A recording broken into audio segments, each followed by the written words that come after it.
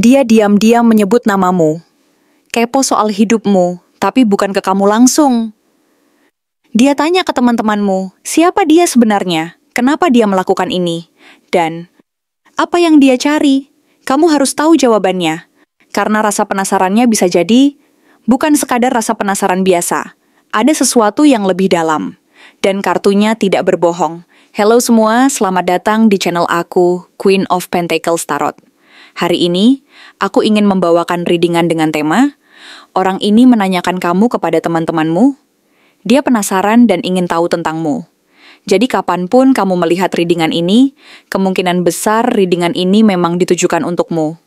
Bagi kamu yang ingin melakukan personal reading, langsung saja hubungi nomor aku yang ada di video atau di kolom deskripsi ya.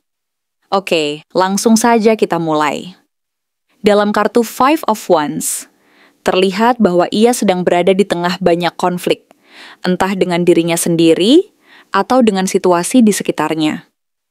Ada ketegangan batin yang membuatnya merasa tidak tenang, dan kamu, entah bagaimana, menjadi salah satu pusat dari kegelisahan itu. Mungkin dia membandingkan dirinya dengan orang-orang yang dekat denganmu. Mungkin dia takut kehilangan peluang, atau merasa ada banyak pesaing yang bisa merebut perhatianmu. Lalu, Knight of Cups yang keluar dalam posisi terbalik menunjukkan bahwa sebenarnya dia punya perasaan. Ada ketertarikan, bahkan rasa ingin mendekat. Tapi ia kesulitan untuk mengekspresikan semuanya dengan tulus. Mungkin karena trauma masa lalu, mungkin karena dia pernah ditolak sebelumnya, atau mungkin karena dia tidak yakin apakah kamu masih membuka hati untuknya. Karena itu, dia memilih jalan memutar, mencari tahu lewat orang lain. Tapi yang menarik, munculnya Five of Swords menandakan bahwa ada ego besar yang sedang bermain.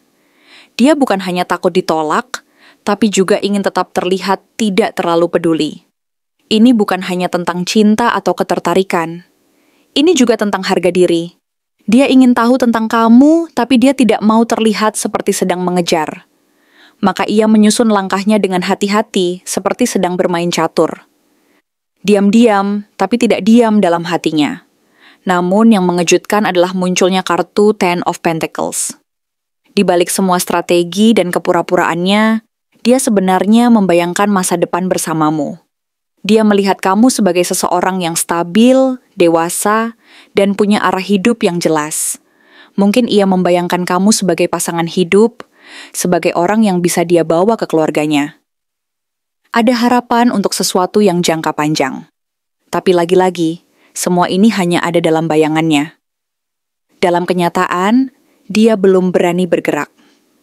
Kartu The Empress mengungkap bahwa kamu adalah sosok yang dia kagumi dalam diam. Bagi dia, kamu adalah simbol kehangatan, daya tarik, dan kecantikan kebaikan yang alami. Kamu terlihat lengkap di matanya. Bisa jadi justru ini membuat dia merasa minder. Dia merasa kamu terlalu baik, terlalu mandiri, terlalu menarik untuk seseorang seperti dia. Karena itu, dia memilih berada di bayang-bayang, bertanya dari jauh, mengamati dari celah-celah informasi yang ia dapat dari teman-temanmu. Seven of Pentacles menunjukkan bahwa dia sebenarnya sedang menunggu.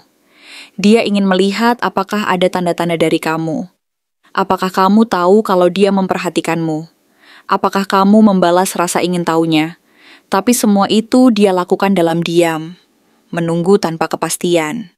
Menyemai benih rasa penasaran tanpa tahu apakah akan tumbuh menjadi kenyataan. Namun, Nine of Swords menunjukkan bahwa dia tidak baik-baik saja. Ada banyak kecemasan dalam pikirannya. Dia memikirkanmu saat malam, ketika semua sudah tenang. Dia merenung, mungkin juga menyesal karena tidak pernah mengungkapkan sesuatu sebelumnya. Mungkin kalian pernah dekat. Mungkin dulu dia punya kesempatan tapi dia abaikan. Sekarang dia dihantui oleh pertanyaan-pertanyaan yang tidak pernah dia tanyakan secara langsung. Apa yang kamu rasakan dulu? Apakah masih ada ruang untukku sekarang? Yang lebih dalam, Nine of Cups memperlihatkan bahwa kamu adalah salah satu impiannya.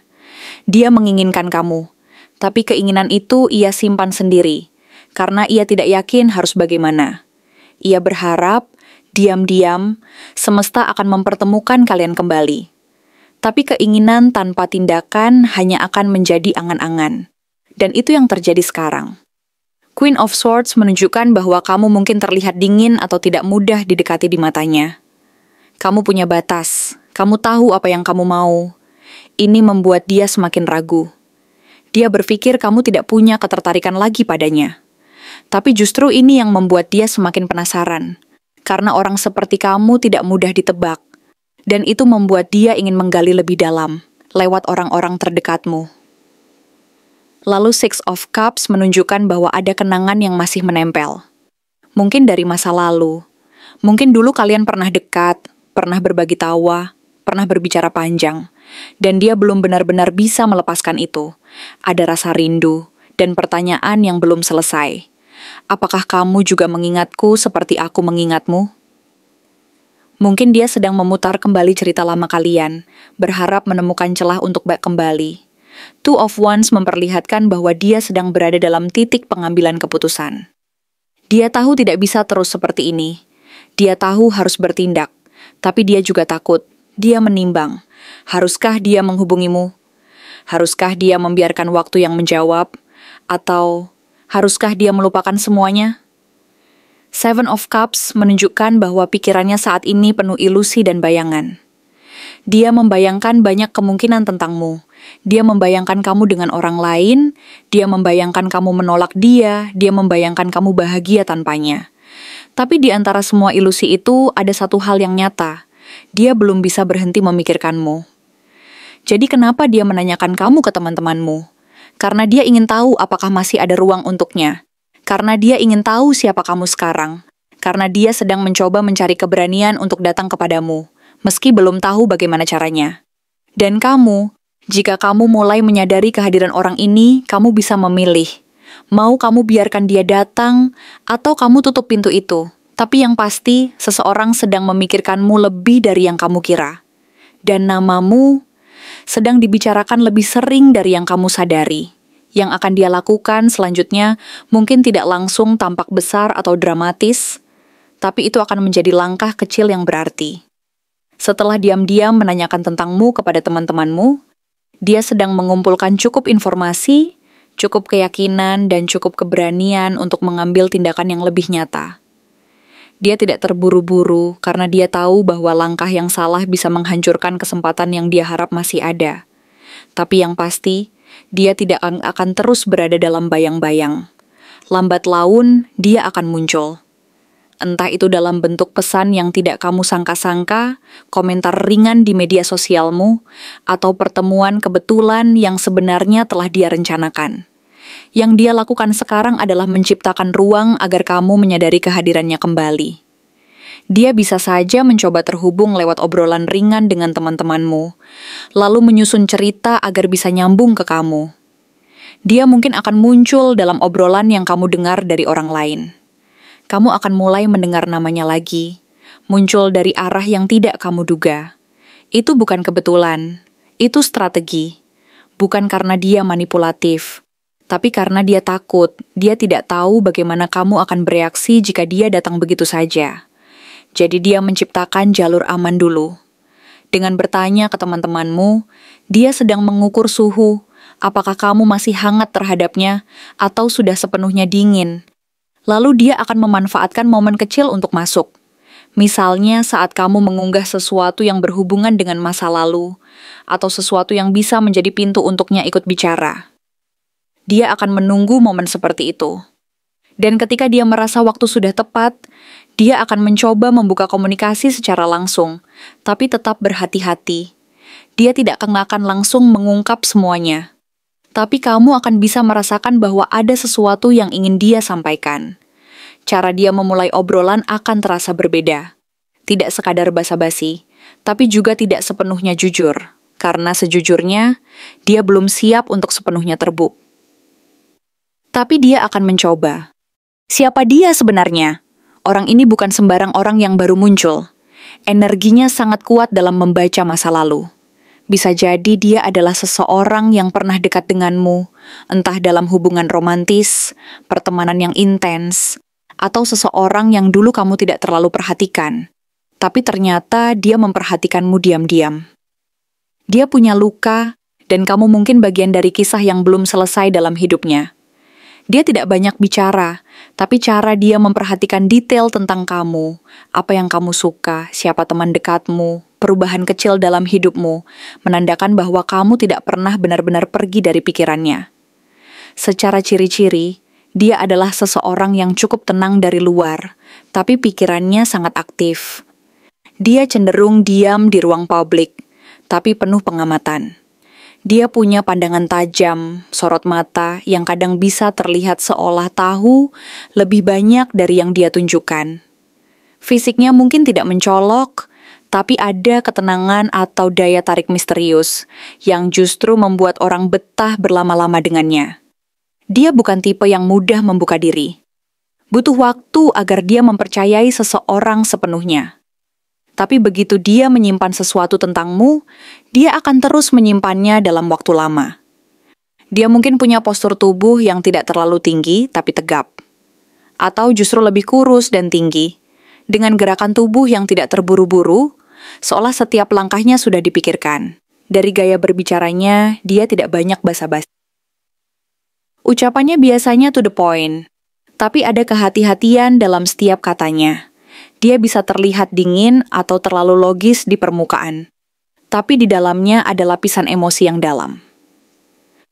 Dia juga sosok yang suka mengingat detail kecil, hal-hal yang bahkan kamu sendiri sudah lupa.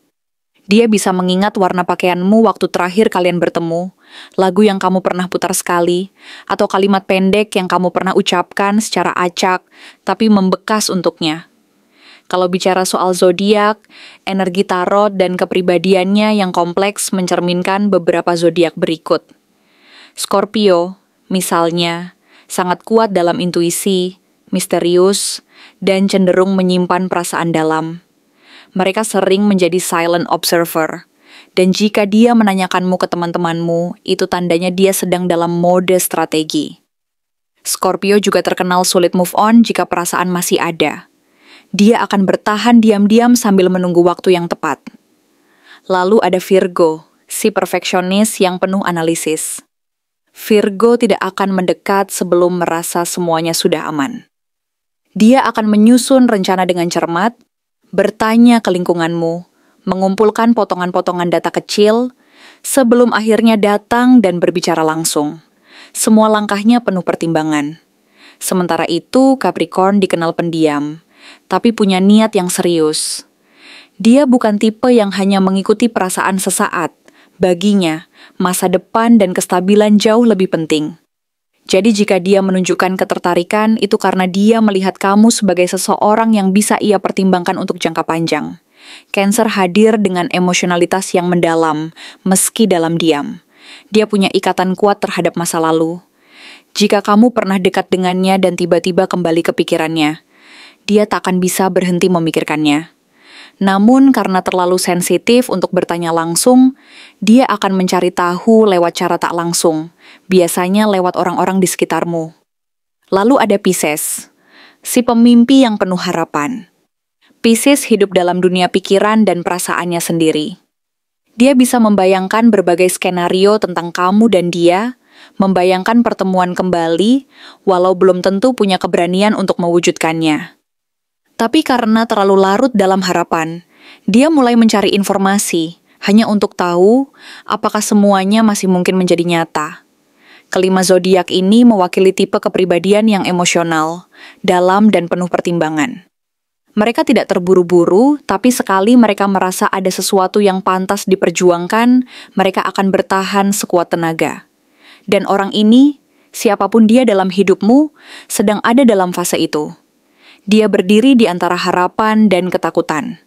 Dia tahu harus bergerak, tapi juga sadar, jika kamu sudah tak lagi menyediakan ruang untuknya, maka segalanya akan berakhir sebagai kesalahan yang menyakitkan.